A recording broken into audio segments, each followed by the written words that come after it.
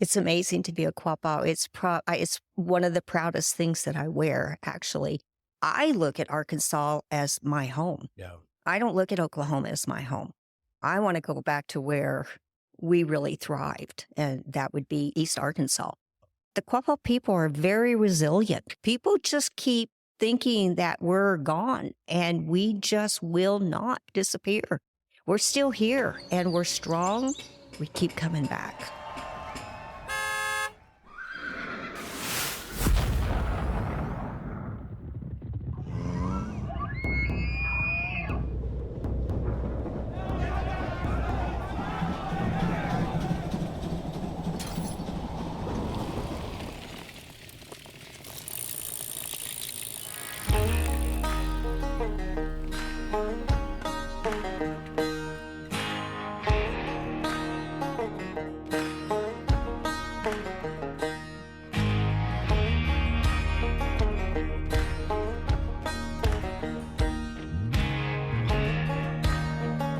You're listening to The Underview, an exploration in the shaping of our place. My name is Mike Rush, and after an incredibly challenging but incredibly beautiful conversation with Melissa Horner, I want to take what we've learned and ask all of us to consider the stories of the people who have called this land, now known as Arkansas, home.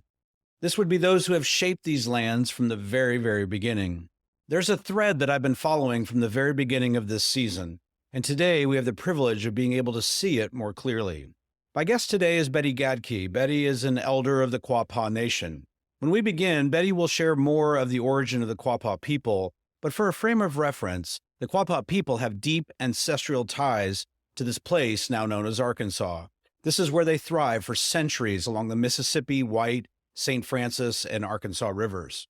Their villages, notably near present-day Pine Bluff, were home to a flourishing culture known for its exquisite pottery, agricultural abundance, and rich ceremonial traditions. European contact, believed to have begun with Hernando de Soto in 1541, and later French and Spanish explorers, marked the beginning of displacement, culminating in forced removal to Oklahoma in the 19th century.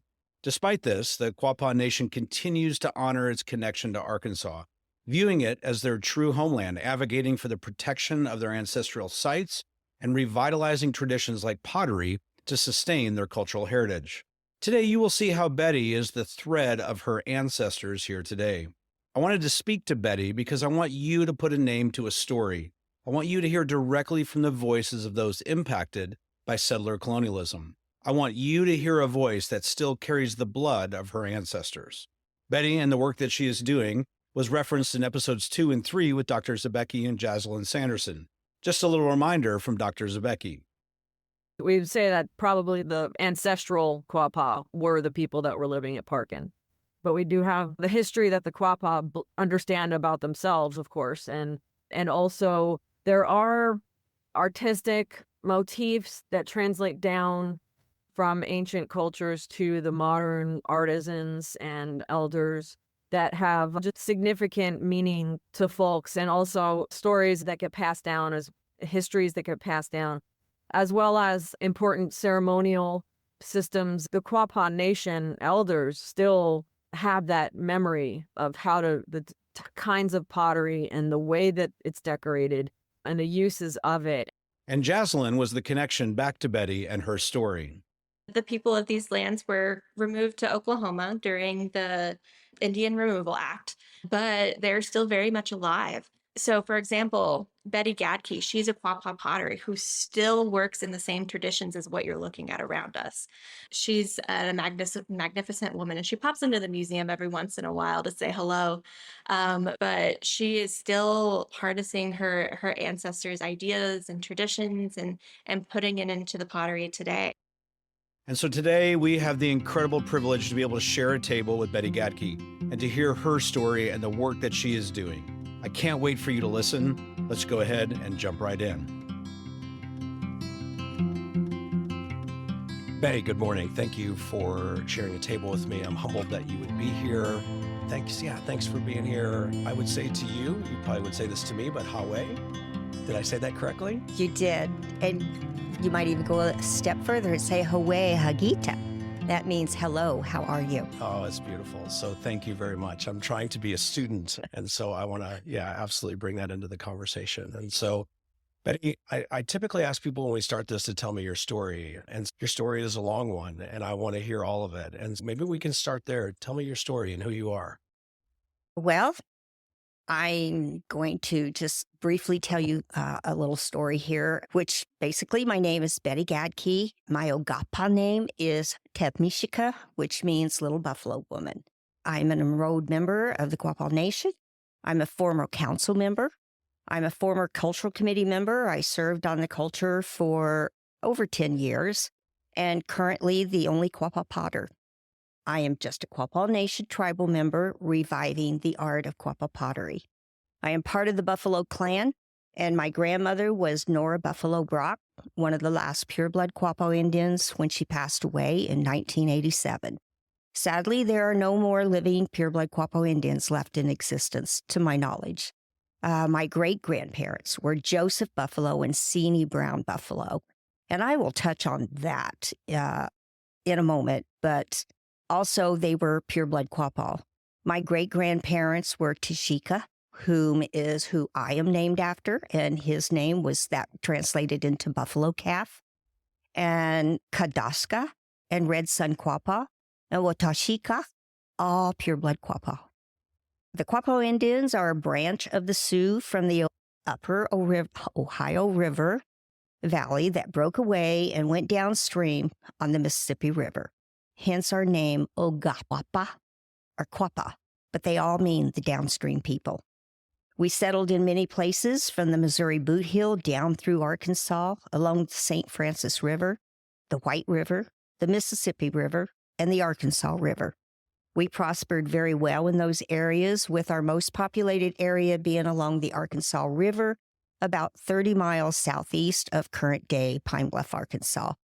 We numbered 10,000 or more at that time.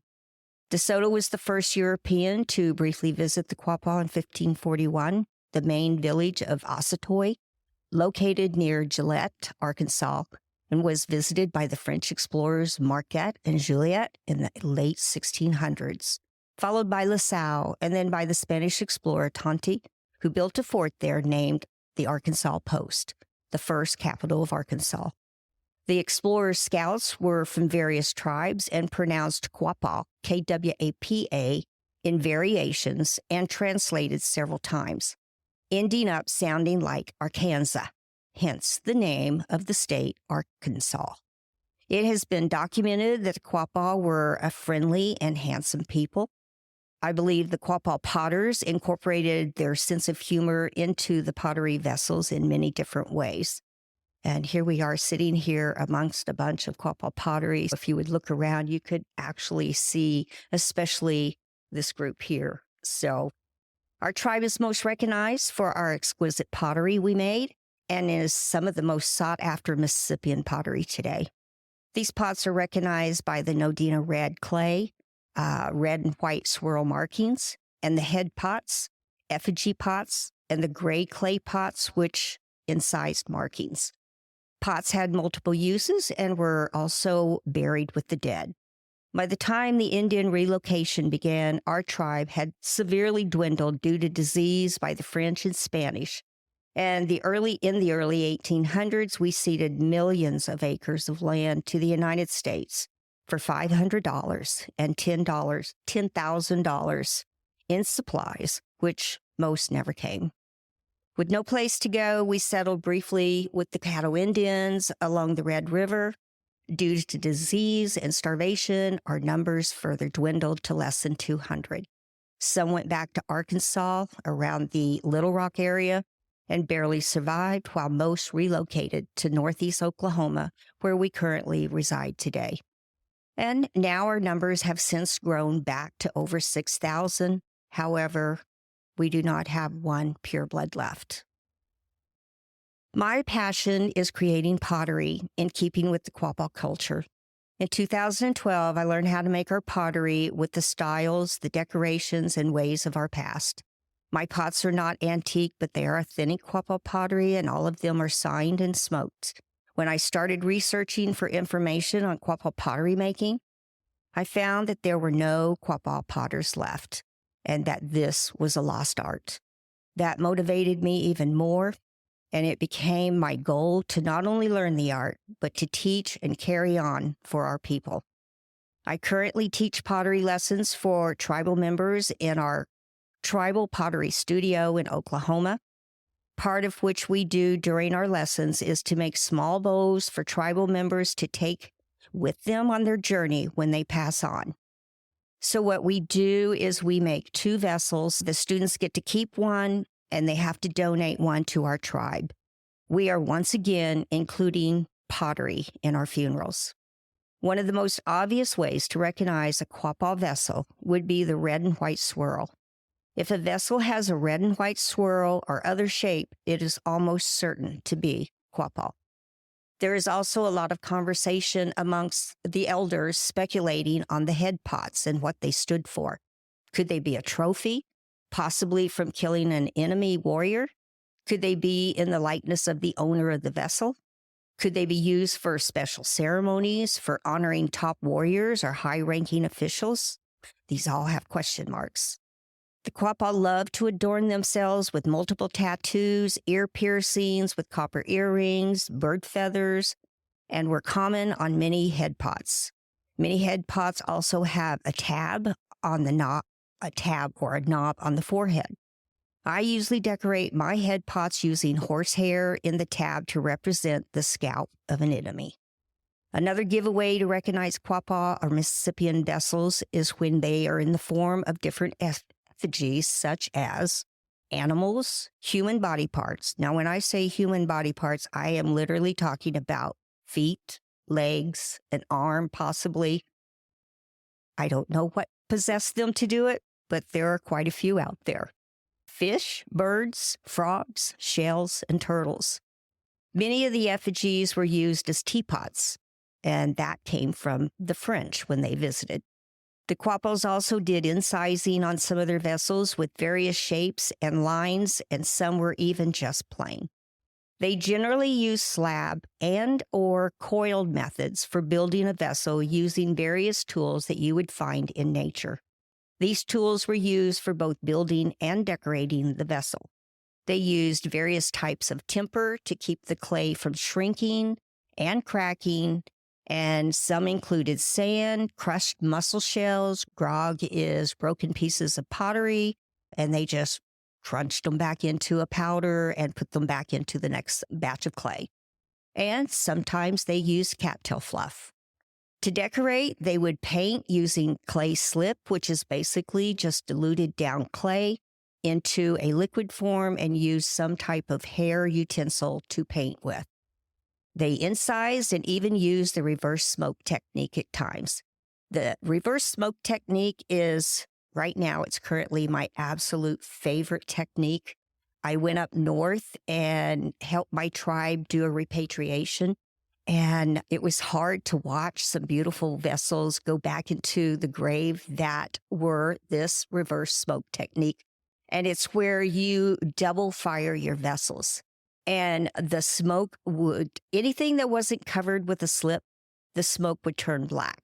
Then when they washed off the slip, you had a completely reversed pattern on your vessel, and it's spectacular to look at. That's the end of what I just had to say about the Quapaws, just a little brief synopsis. I'm willing to break it down and get in deeper.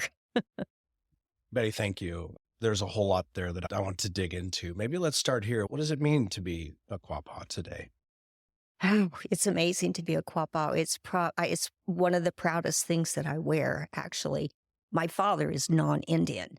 I got that influence, but my grandmother was a pure-blood Quapaw Indian, and that influence was even stronger. When you have a grandmother that can't run from who she is and embraces it full-heartedly and pass that on to us, we just grew up just knowing the ways because it was everyday life for us. A lot of people today don't have that, but I'm lucky enough that I did get that from my family. I remember my grandmother very well. She was a big influence, and she was a huge influence, of course, on my mother, who then again, I got that double. I got the double whammy. I will say that my grandmother, she was a serious woman. She had a lot of negative things happen to her in her life. She wasn't fond of non-Indians with good reason. And I don't remember her teaching us how to speak the language. She taught us everything else. She taught us how to cook traditional meals. She taught us the ways of our funerals. And as far back as I can remember, even as a little toddler, I can remember our funerals. Most of the time back when I was young, they were in people's homes and we had things that we had to do. We immediately would start a fire and we would have people that would pray over that fire for several days. So we come in and we do a lot of smoking in cedar. And I can remember gagging from all the smoke in the house. And tobacco was a big thing for Indians. It's always been that way, and it still is today. Anytime we do any kind of a meal for a funeral, there is always tobacco on the table at every plate. There's a cigarette on every plate, whether you smoke or not, it's there. A lot of people that don't smoke will smoke that cigarette just for that person that we're trying to send to Creator. Kind of got sidetracked. No, this is good. We're going to come back. I've got a lot of questions. So I'm not going to stop you from talking in any way, shape, or form. Wonderful. I'm really curious as you think about your identity as a member of the Quapaw Nation and this place that we're in here in Arkansas. How do you think about your relationship to this place here versus maybe where the Quapaw Nation is today in Northeast Oklahoma? Our young people, they feel like Oklahoma is their home. Right. We have to share with them, and I do. Even during our pottery classes, I always throw facts out about the Quapaws, especially if it's a child class. But I look at Arkansas as my home. Yeah. I don't look at Oklahoma as my home. I want to go back to where we really thrived, and that would be East Arkansas. I still look at East Arkansas as our home.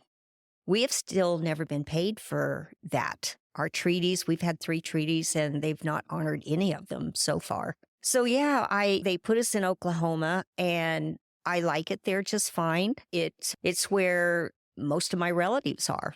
Even my dad, even though he's a non-Indian, he grew up in that same area. We didn't live there. My dad wanted more for us kids in our family. He wanted us to have more opportunity because where we reside today, it's a very poor area.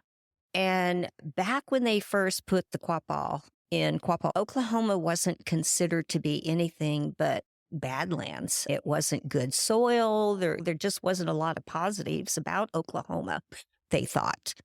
And then once we got there, we discovered the mining industry. And we mined for lead and zinc. And the poor little Quapaw became rich little Quapaw.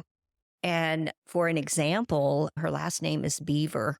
And she was she was considered one of the top 2 richest women in the entire country. Who would have thought? And that's how my grandmother actually met my grandfather, was through the mining. He was a miner and they got married, and which again, my grandmother was the first to marry outside of the Quapaw Nation.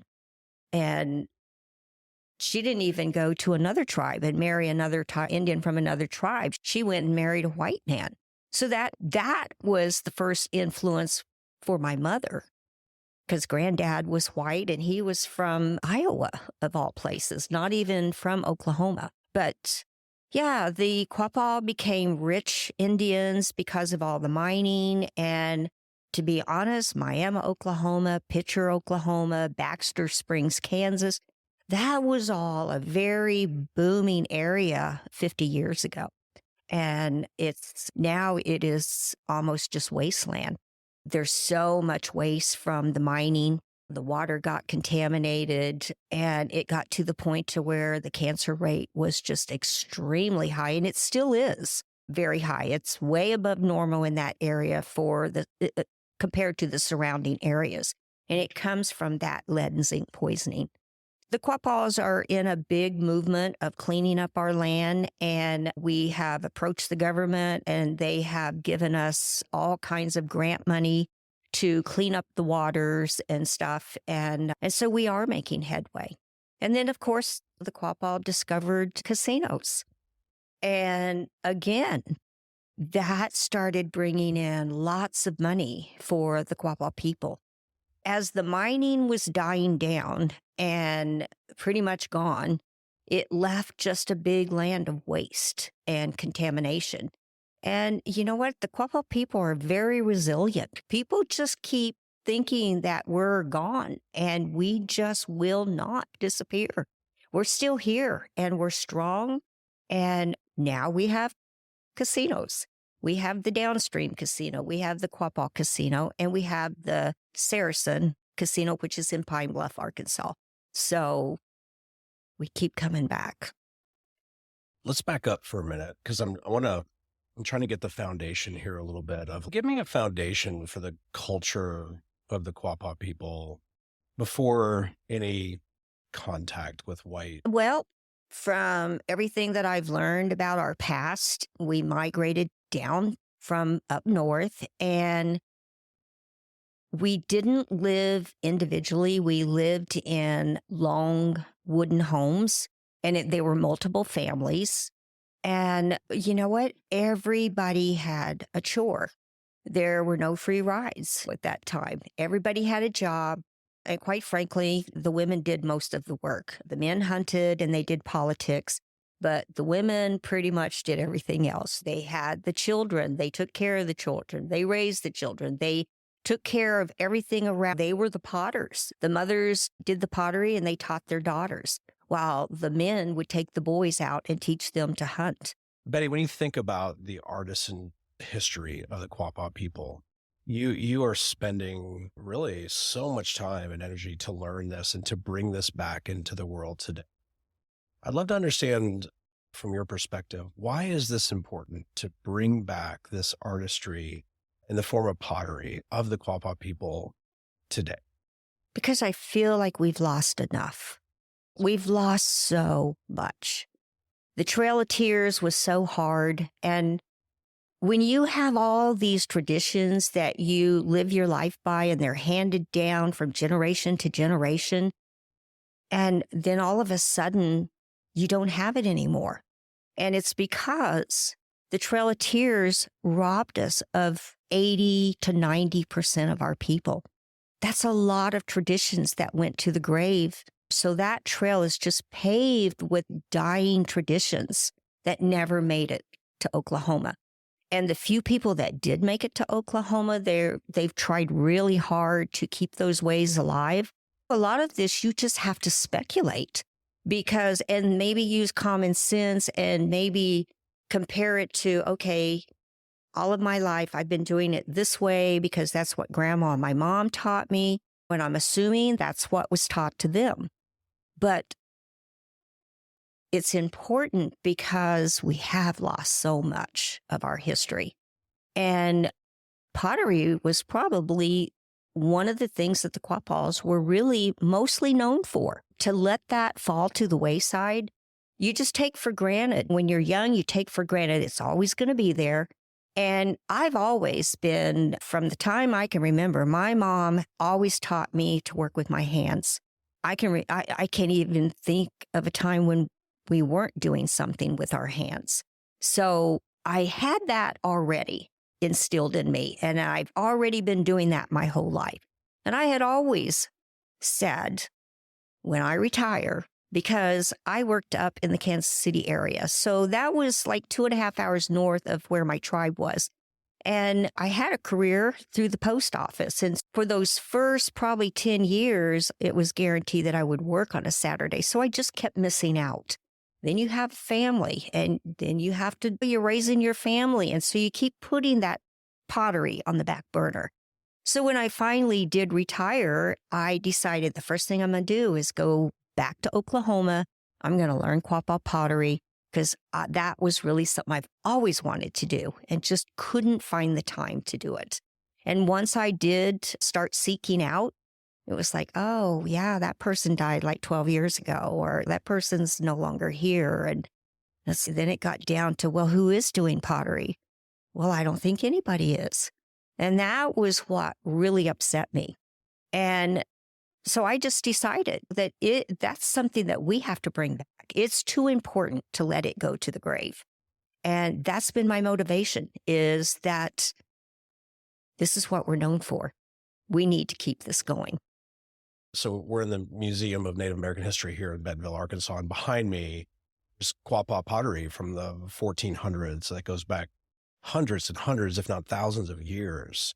And here you are today reclaiming that. I'd love to understand how you feel or how you view the connection to what behind me. I'm in love with it. Quapaw pottery, it's just so different. And when you look at this pottery, you have to wonder what was going through the creators' minds.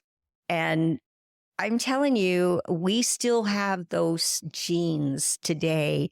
We're fun-loving people. We're very creative. We have a sense of humor.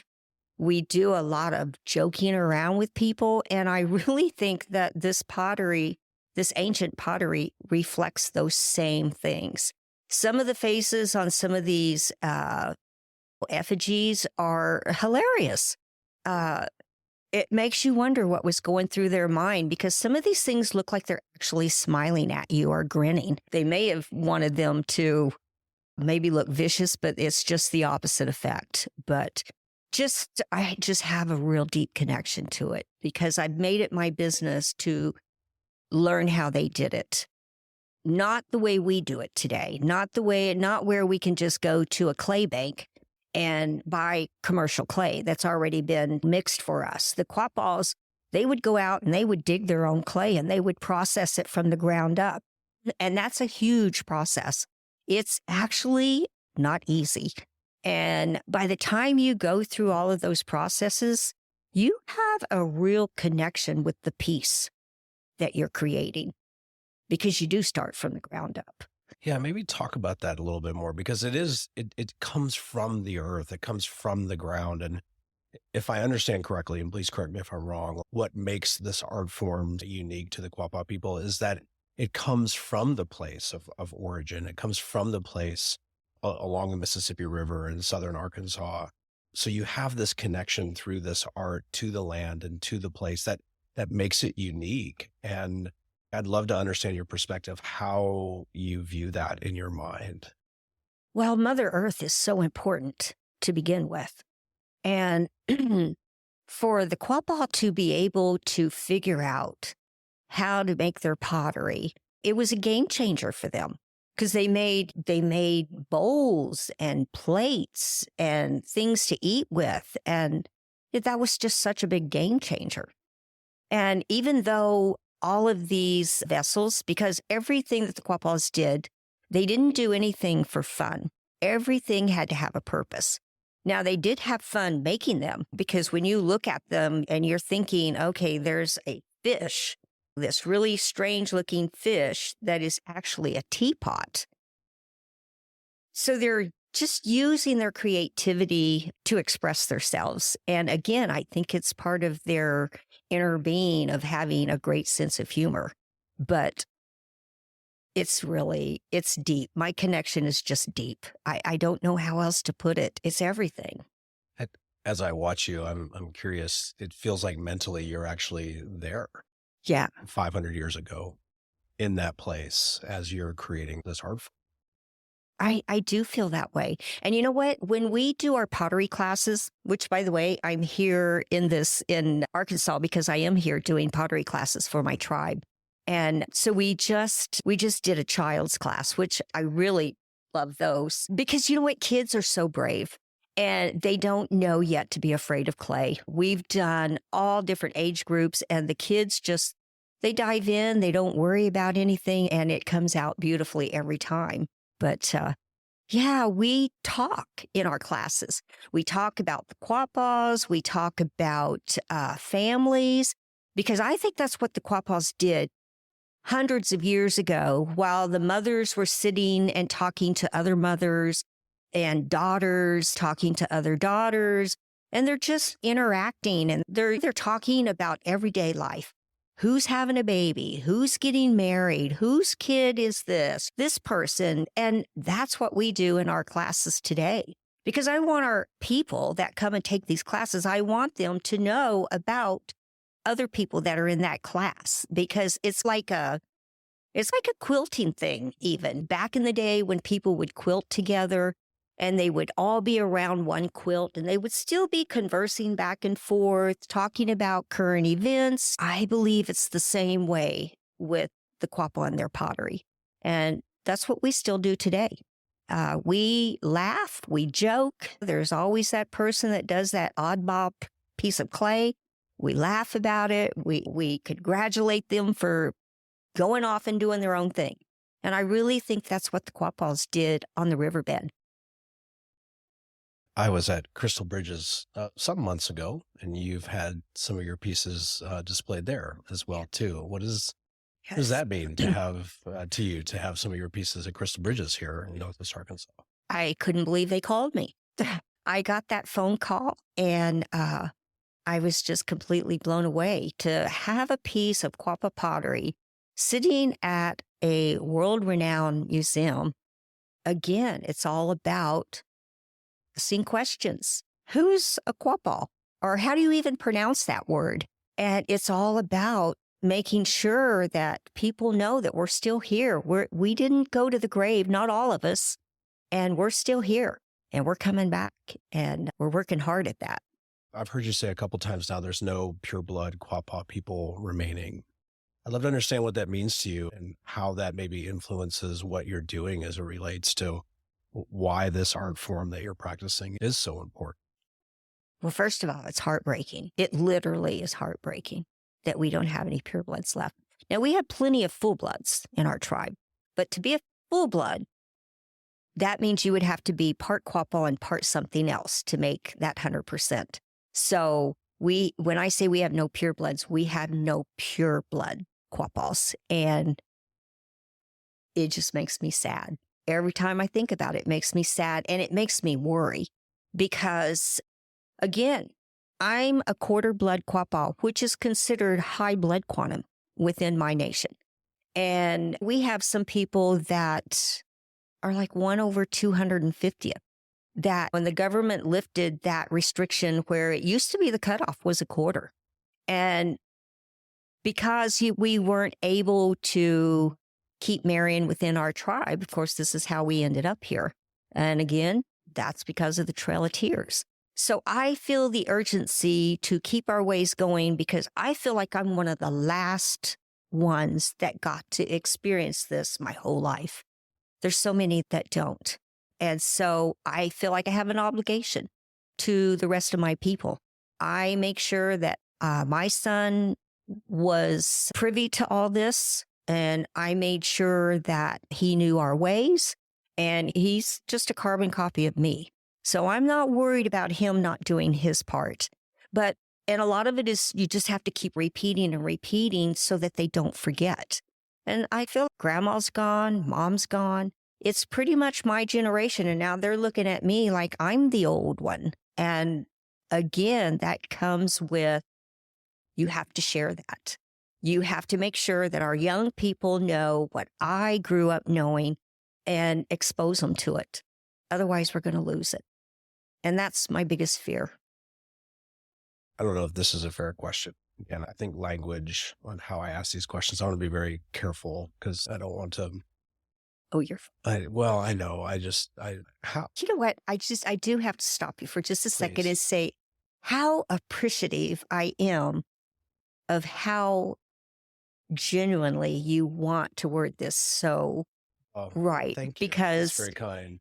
well, grandma's generation was just the opposite. I grew up, when I was a young kid, I remember hearing people say, the only good Indian is a dead Indian. At the time, I just thought that was really a crappy thing to say, but it really rings more to me today than it did back when I was actually hearing it. What do you mean by that? Well, to be brutally honest, the government really wanted to do away with all of us. They really wanted to just wipe us off the face of the earth. and got very close to doing that for some of the tribes. So when you are so kind, it makes me feel bad for my grandmother's era because they treated her like she was garbage. They treated her like she was not even human.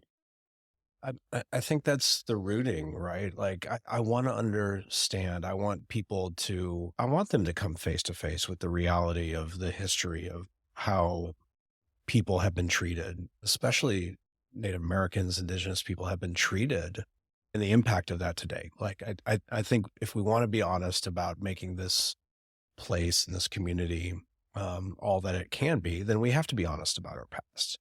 And at the same time, to be honest about our past, I want to walk very carefully because there's a lot of trauma. There's a lot of historical, cultural trauma that it's not my, I don't have the right to ask you to go back into those places.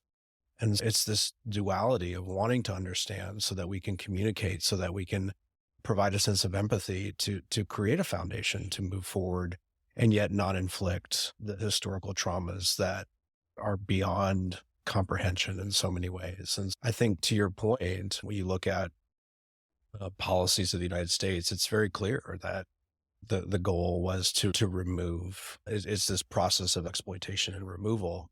And as I've read about the history of the Quapaw people, the systemic over hundreds of years of not honoring treaties, of moving, of taking land away, of not compensating, of putting people, human beings, into a place to not be able to provide for themselves, and suffering and disease, and going from a nation of 10 to 15,000 people down to hundreds. Yeah. I just can't get my head around that.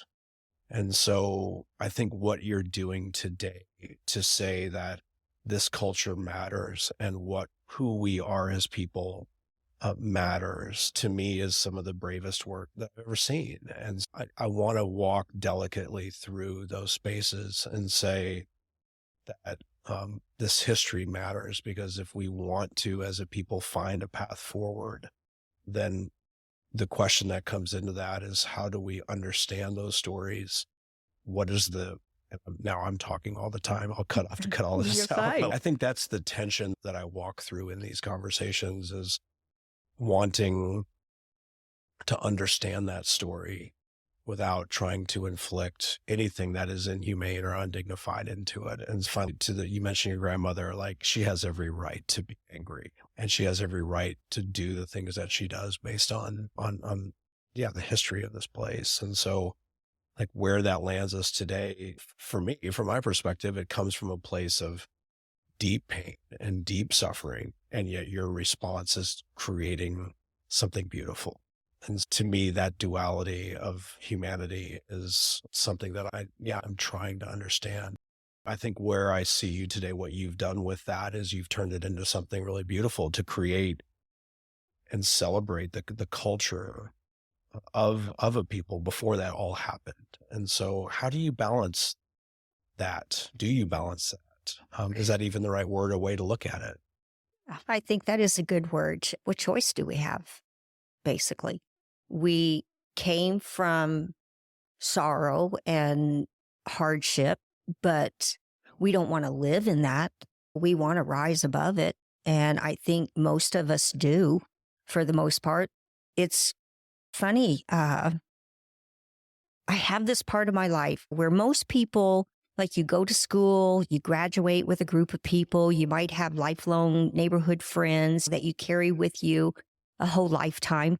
But for me, it's more about keep coming back into the Quapaw Nation. And I'm talking about even just like our powwow that we do every year, which is it's coming up. Our first day of the powwow, our general council, is July 4th.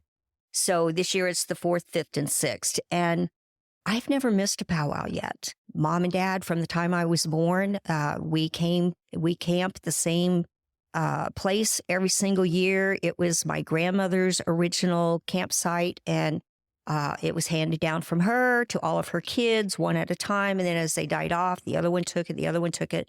My mom ended up being head of camp, and when she passed, she handed it down to me because I am one of the few that have never missed. I have siblings that come in and out, but I've been very consistent. And what you do is you build up a lifetime of relationship with fellow Quapaws.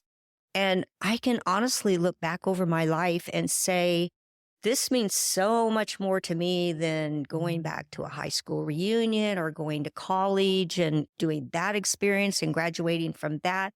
This is even way bigger for me. This is a lifetime of knowing people that I would have never known had we just had this one thing in common, which is Quapaw blood running through our veins. And so there are people that I am very close to that I haven't really interacted with throughout my life except through the Quapaw Nation. And so for me, this is, golly, I don't even know what the word to use, but this is my biggest part of my life. I look back and have all these relationships, and I've went to funerals. Oh my gosh, I don't even know how many funerals I've went to. And a lot of that comes because I served my tribe. In 2017, I ran for office after I retired and got elected and served a couple terms before I decided that the Quapaw pottery is the road that I really want to be on. And in a way, that's how I discovered what my purpose for my last road, I don't know quite how to put it, but this is the last segment of my life. I'm 70 years old, basically. And this is probably, to me, going to be the most important segment of my life if I manage to make sure that this stays put and that it doesn't dissolve again after I'm gone, which I don't think it will. We have a waiting list right now of 57 people just dying to get into our classes. I can only be in Oklahoma so much because I live in Arkansas.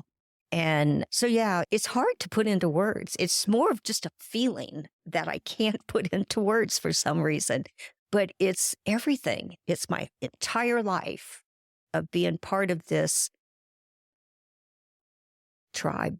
Can't call it a club. It's not a club. Maybe to that question, what did 50 years from now, 100 years from now, what are your hopes for the work that you're doing today?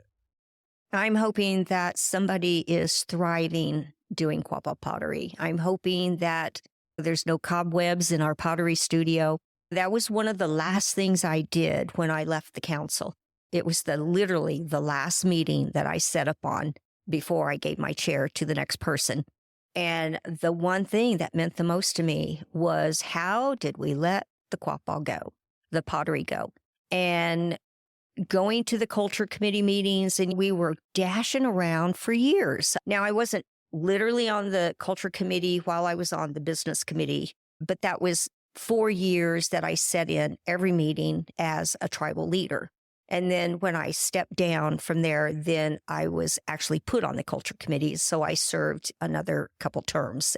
But the one thing is that we kept saying, who are we going to get to teach pottery? We don't have any Quapaws anymore. And I kept coming up with people because I was dabbling in it in Arkansas. I fell into a group of really great artists in the back hills of Arkansas, literally. And I kept saying these names. Nope, they're non-Indian. Nope, non-Indian. So they would rather be taught by any other type of Indian than an actual Quapaw or a non-Indian. But that was my last request. We kept trying to put on classes. They finally suggested, Betty, why don't you do it? And I'm like, I don't feel like I'm a teacher. I feel like I'm more of a student at this point in my life. And it's, well, why don't you teach as a student? Just catch them up to where you are. Well, it turned out the more that I did it with them, the more I learned. And of course, I do pottery every single day. So I have managed to get on top of it. And so I'm more comfortable teaching now than I did in the beginning, that's for sure. But just letting it, I'm worried about it falling back to the wayside. It's getting solid. I just need to live 10 more years. Then I think we'll be okay. I hear within what you just said, hopes for a nation as well, too. Maybe take that another step forward. What are your hopes for the Quapaw people today? I just don't want to become the Quapaw casino people. That would be the worst thing, in my opinion, to happen to us, even though it's bringing in us lots of money, which takes care of a lot of problems. It takes care of higher education. It takes care of utility assistance. It takes care of our elders. We do a lot for our elders. And so that money does programs for sure. But I truly feel if you lose your ways and you lose your traditions, you've lost your tribe. And that would be my biggest fear, is not letting the casino business be who the Quapaw people are. Describe to me then, who are the Quapaw people? Well, the Quapaw people today are a thriving group of people that have managed somehow to save our language, save our pottery program. We're working on the basket weaving because, again, we have no basket weavers. And the thing about pottery is that all of these pieces pretty much came out of the ground, out of our graves. But the baskets and stuff, they didn't make it. So we're really even further behind on the basket weaving. But the Quapaw today, we're struggling to stay the Quapaws of yesterday. And there's a lot of poverty. There's a lot of drugs and alcohol, and we're working on that. We have a court system now. The Quapaws have really come back. We have really come back in many different ways, but we have a court system now. And again, we're trying to rescue our kids through culture, through the pottery. And that's what my classes were the last couple of days. Anybody that was involved with the law in any way, no matter how big or how small, they go into a program, and these are grant funded, so we can try and get our kids off the street through culture. And that's pretty rewarding. So When you think of the strengths of the Quapaw people, what comes to mind? that we pulled together. We're a close-knit tribe. There's not a lot of Quapaws that I don't know at this time in my life. So we struggle like everybody else. We come together. We celebrate together. We love each other together. We're a very loving, close-knit tribe, actually. And I think that's our biggest strength. I really do. When you think about the people that live in the state of Arkansas today, what is known as the state of Arkansas today, what do you want them to know about the Quapaw people? If you were to boil it down, what would you say to them? Well, we're still here, for one thing. And that was probably debatable a couple generations ago, whether we would be. Yeah, we just want to say we are still here. We still love our Arkansas land. We still consider this home. And we're friendly people. We're outgoing people. We're loving people. We're good people. The Quapaws are good people. What does the state owe to the Quapaw people? Well, they owe us $500 and $10,000 in supplies to begin with. Interest. Well, that's the thing. Plus interest. I think it comes out because you know what? The Quapaws did sue the government. We have a couple lawsuits going right now.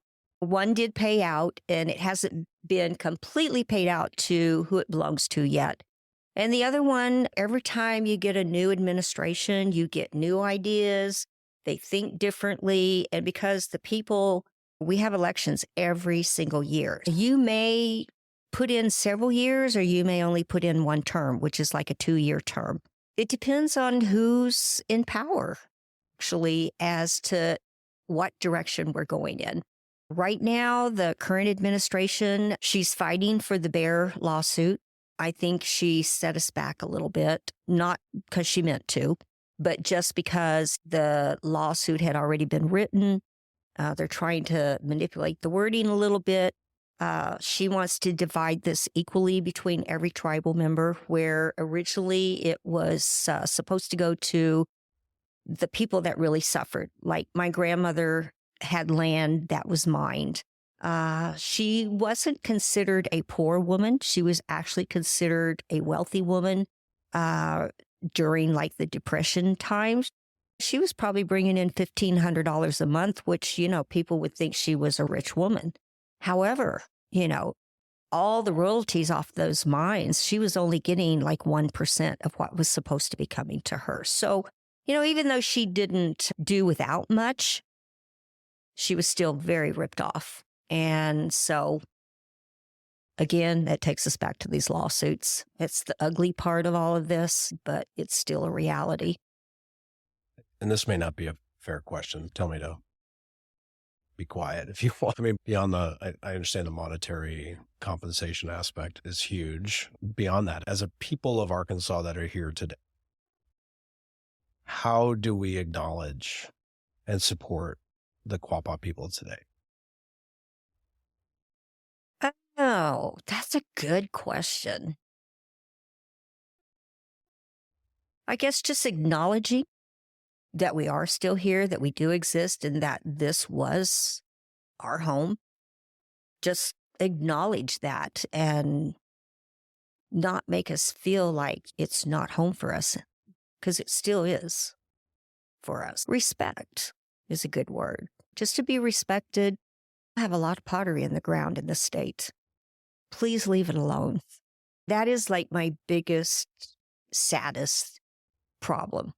And a lot of times when I first started doing the pottery, I tried so hard to make them look dirty, like they just came out of the ground. I was putting the stuff, these patinas on them, so that they would sit amongst ancient pottery, because we want people to stop digging them up. I know that archaeologists think there's information there, and there is, and I support that to a degree.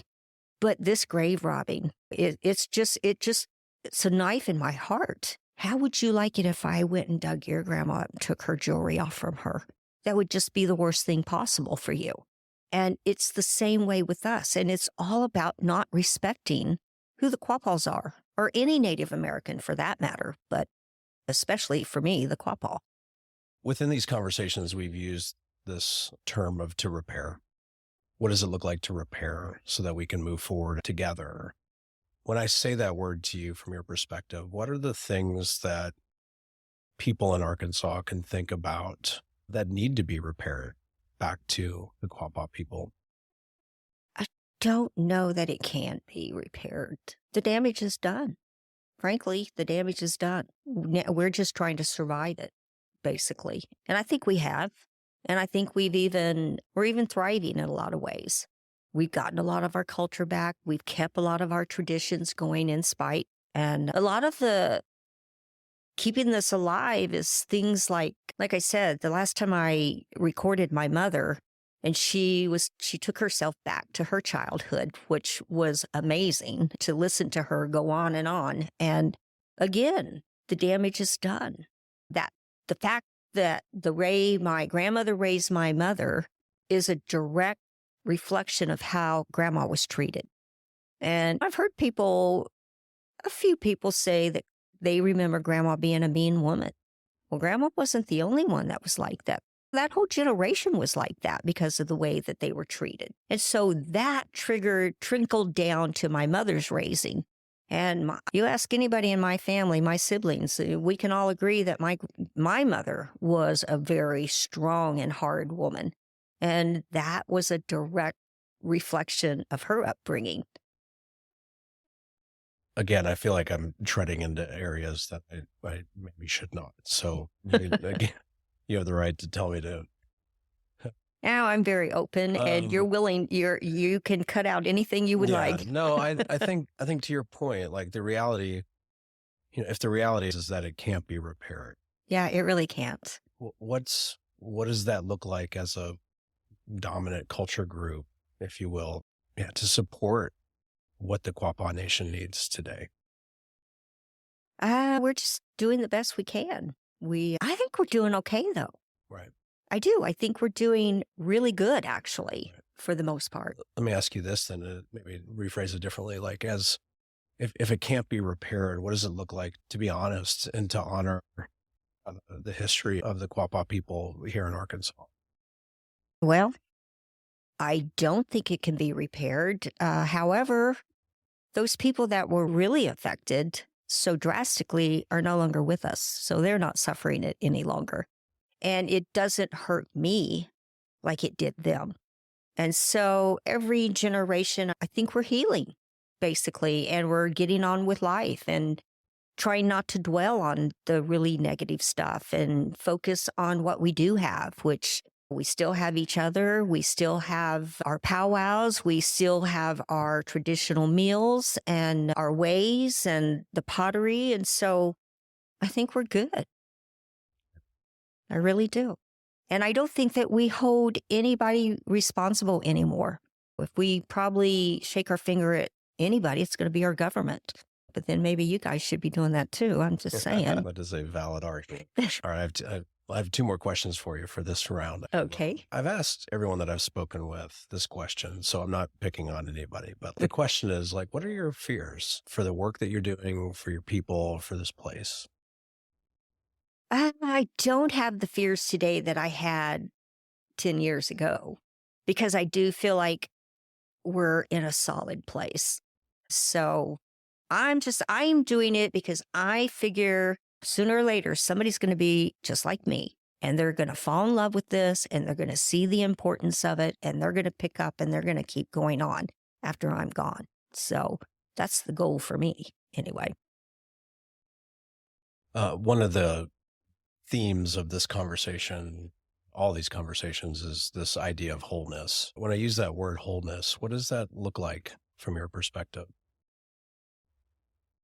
Oh, to be whole as a Quapaw. Honestly, I think we are. I think we are already. To be a Quapaw today is so different from being a Quapaw when I was a kid.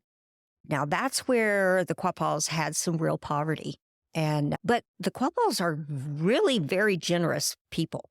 I don't know if you're aware of it or not, but the Quapaws actually, do you even know about Haskell, the Haskell Institute in Lawrence, Kansas? I would say yes, but probably not to the level that I should. Okay, so it was multiple things over the years. It used to be a boarding school. Then it turned into a 2-year college, and now it's a 4-year university. And we've lost a lot of them, but Haskell's a real strong university, Native American university. And the Quapaws have a lot of really strong ties with Haskell.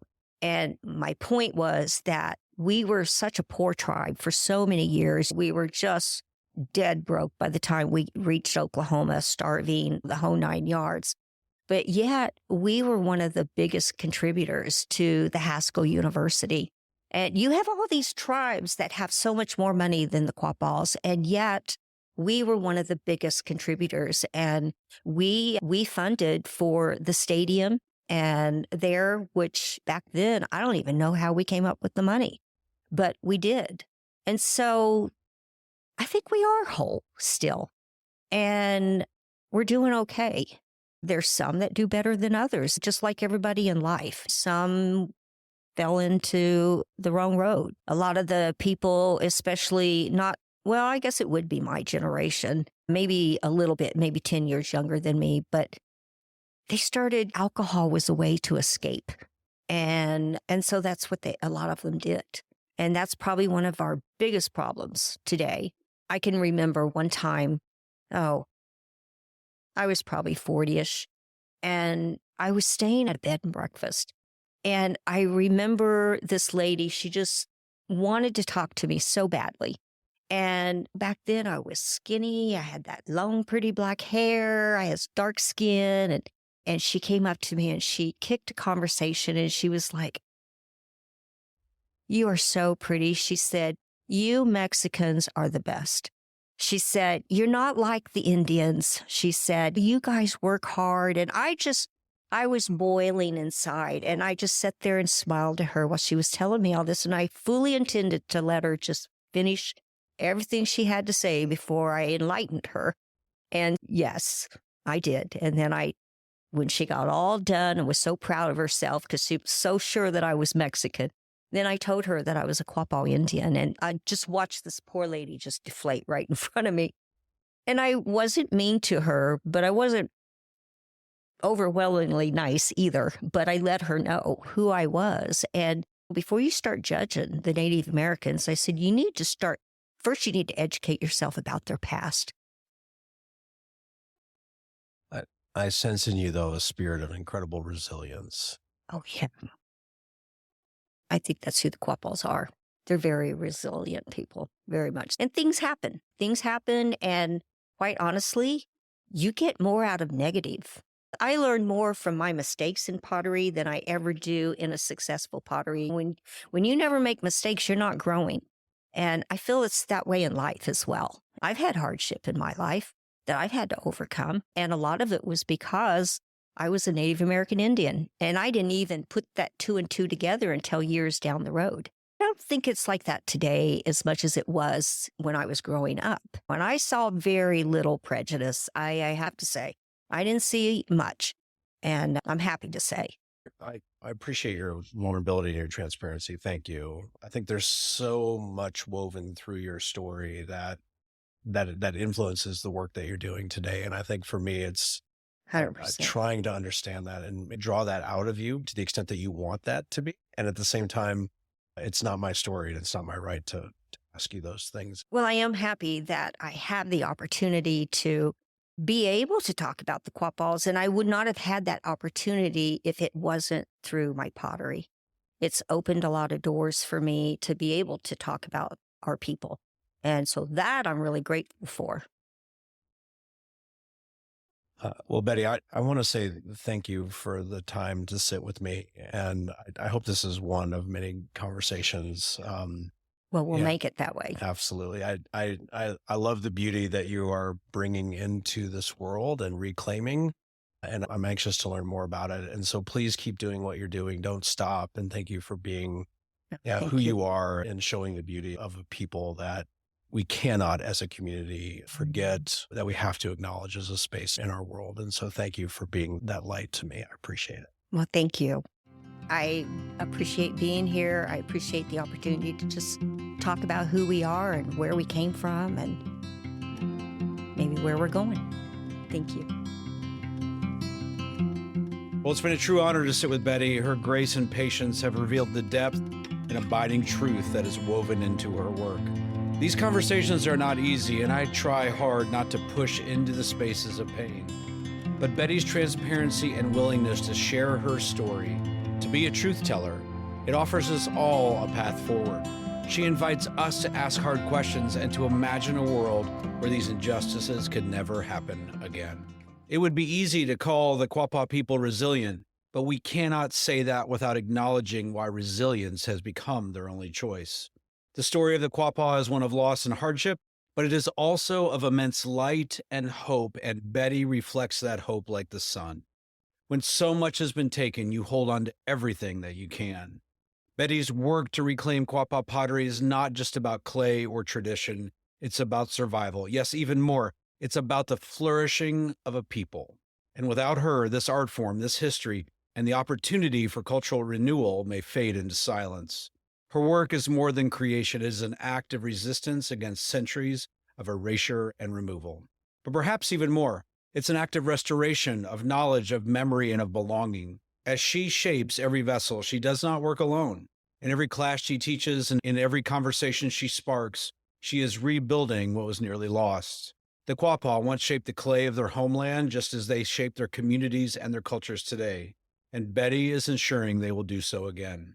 The Quapaw are still here. They're shaping their future, one vessel and one story and one generation at a time. And so we're going to continue this storyline because in our next episode, we have the privilege of sitting with another Quapaw elder, Barbara Kaiser Collier. And like Betty, Barbara has a story that speaks to the beauty and strength of a nation and a people. I wanted to ask you this question. What does being Quapaw mean to you personally today?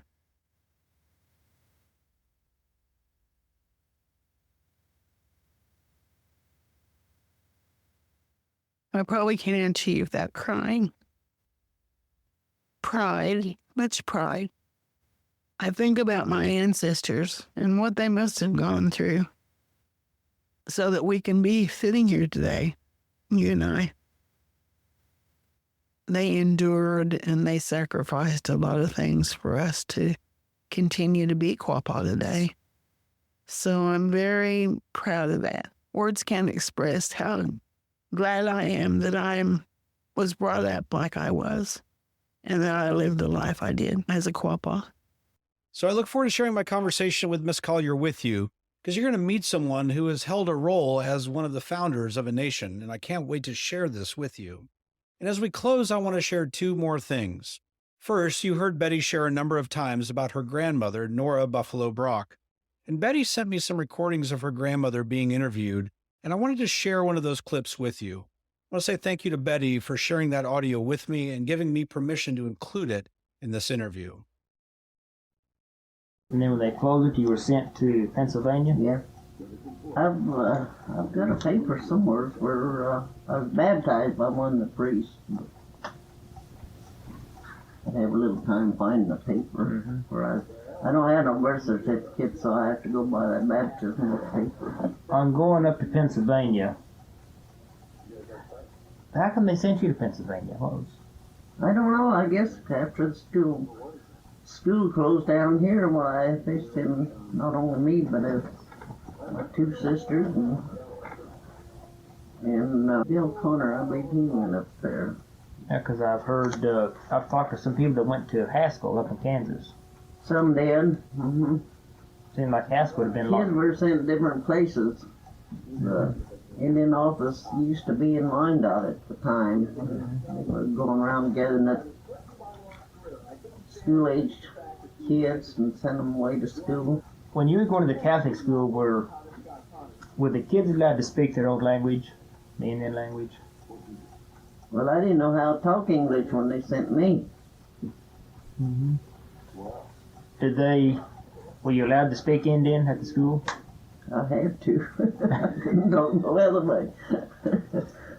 Because I've talked to some people in some of the school, they were punished if they were caught speaking English. No, they didn't punish us.